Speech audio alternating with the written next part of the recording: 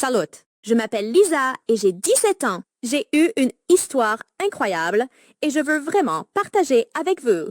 Mais avant de commencer, s'il vous plaît, ne pas oublier de vous abonner à la chaîne et mettre la cloche. Merci. Je suis au lycée dans une petite ville. Rien d'étrange, d'intéressant ou d'inhabituel ne m'est jamais arrivé. Mais l'histoire qui m'est arrivée va vous surprendre. Tout a commencé avec le fait que j'étais malade. Rien de grave, juste un rhume. J'ai passé environ une semaine à la maison et il est temps de retourner à l'école. Mais mon médecin m'a dit qu'avant de retourner à l'école, je devais passer quelques tests pour m'assurer que je suis en pleine santé. Ce n'est pas compliqué du tout. Le dimanche, vous devez passer des tests et le lundi, vous pouvez aller à l'école. C'est facile. Mais il s'est avéré que non. Avec le don de sang, il n'y avait pas de problème. L'infirmière a tout fait rapidement. Je n'ai même pas eu le temps de pleurer de douleur. Bien que j'ai très peur de donner du sang. J'ai peur du sang. Ce n'est pas pour moi. Y a-t-il parmi vous ceux qui ont aussi peur du sang? Écrivez dans les commentaires. J'ai parlé des tests, avec l'analyse d'urine. Tout n'était pas si laisse. Désolée d'en parler. Je vais essayer de parler sans plus de détails. Je ne pouvais pas. Aucunement. J'ai essayé de remplir le pot pour les tests. Mais rien n'a fonctionné.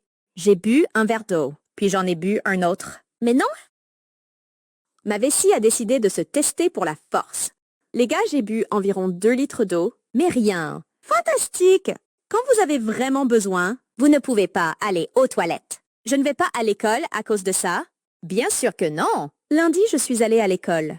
Avec un peu de culpabilité, mais quand même allée. Après la première leçon, nous avons annulé une leçon et nous avons du temps libre.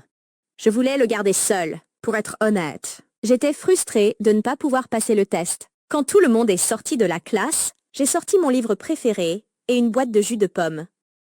Je pensais que je me détendrais un peu, que je lisais, que je buvais du jus et que tout ce qui devait arriver allait arriver. J'ai tout sorti. Tout est allé et oui, je voulais absolument aller aux toilettes. Hurrah! J'avais un conteneur avec moi pour cette affaire importante. Je l'ai attrapé et je me suis enfuie aux toilettes.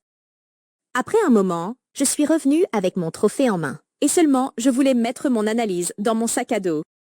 À quel point l'alarme incendie a sonné? Et bien sûr, j'ai oublié de mettre mon analyse dans mon sac à dos. Alors, comment ça se passe? Vous savez, quand quelque chose d'inattendu se produit, vous oubliez tout.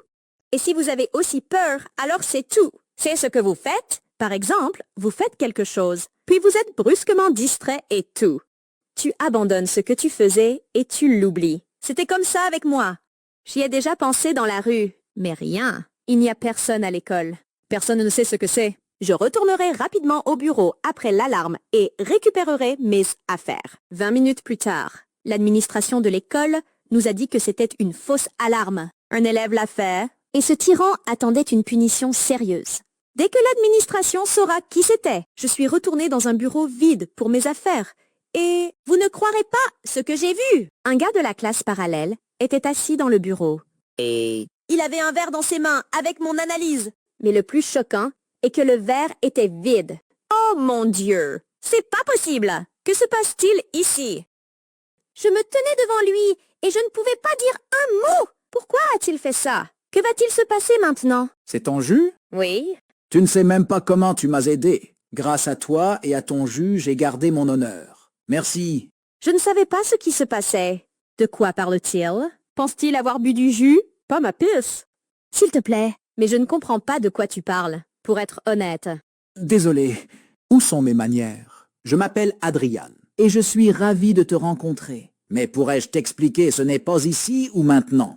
Oui, bien sûr. Au début, j'ai vraiment regretté d'avoir accepté tout à coup. Il s'est rendu compte qu'il avait bu et voulait me venger d'une manière ou d'une autre. Mais tout s'est avéré beaucoup plus intéressant. Adrien m'a dit que les gars de l'école lui avaient proposé de manger des frites très épicées.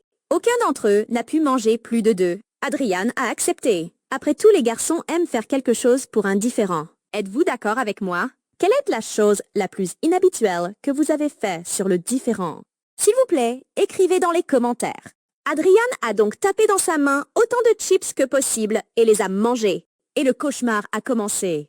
Sa bouche brûlait tellement, alors il a cessé de sentir sa langue. Il a cessé de penser à quoi que ce soit. Il sourit au gars et commença rapidement à partir.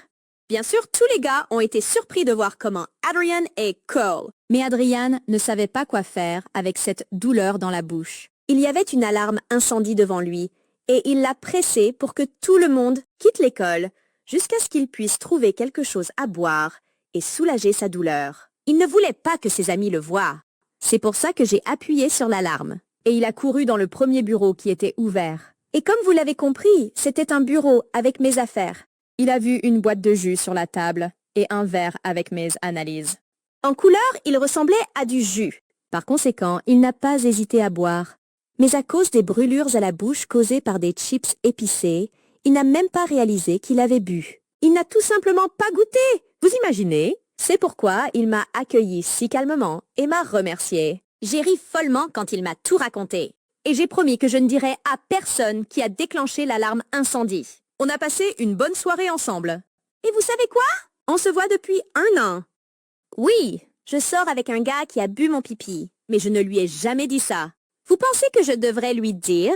Je ne voudrais pas. Et avec l'analyse d'urine, j'ai quand même réussi. Je suppose que j'avais juste besoin de me détendre et de ne pas y penser autant. Le lendemain, j'ai passé l'analyse nécessaire. Et ce soir, les résultats sont venus que je suis complètement en bonne santé. Écrivez ce que vous en pensez et avez-vous eu des cas de rencontres drôles? Ce cas, je peux le dire même à mes petits-enfants. C'est tellement drôle. Merci d'avoir regardé mon histoire. Bonne journée. Salut, je suis Victoria, j'ai 16 ans et c'est mon histoire. Je veux juste vous prévenir. S'il vous plaît, ne répétez pas ce que vous allez entendre dans mon histoire. Cela peut être dangereux pour votre santé. Tout a commencé il y a 6 mois. Il y avait un nouvel élève dans notre classe, Édouard. Son nom a suscité l'enthousiasme de chaque fille. Il était très beau et charmant. Toutes les filles de notre école étaient amoureuses de lui. Et je ne faisais pas exception. D'ailleurs, Vous voyez cette boule de 105 kilos?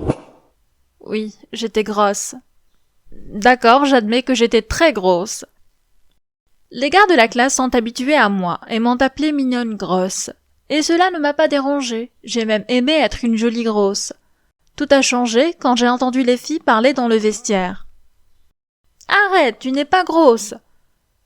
Non, je suis grosse, et Édouard n'aime pas les grosses. Il parlait du nouvel élève. J'étais amoureuse d'Édouard. C'était la première fois que j'avais une motivation pour perdre du poids. Édouard.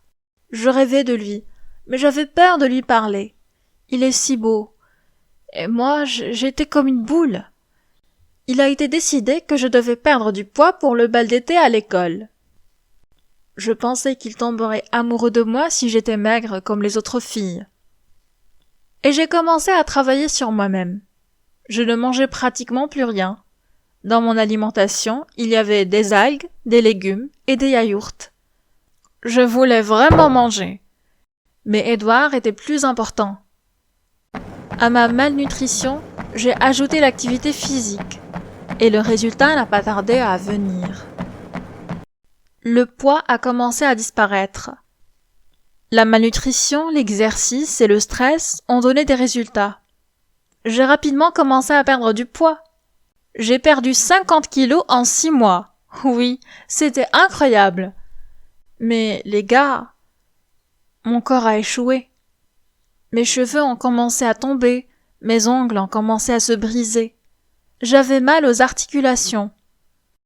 Et une fois, je n'ai pas pu sortir du lit à cause de douleurs abdominales sévères. Et je suis allée à l'hôpital.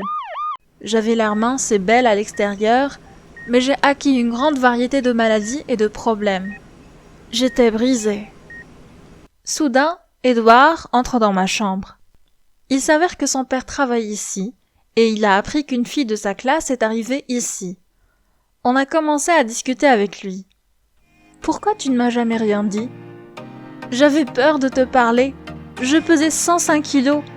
J'avais peur que tu ne m'aimes pas. »« Tu es sérieuse ? C'est la plus grande idée fausse. Ton poids n'a pas d'importance. Tu peux même peser 200 kilos. J'aime vraiment passer du temps avec toi. On va au bal de l'école ensemble ? »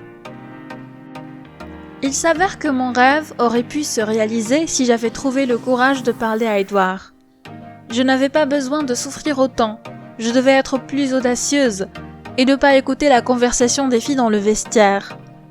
Maintenant, Édouard et moi sommes ensemble et nous sommes heureux. Prenez soin de vous et soyez courageux. Adieu.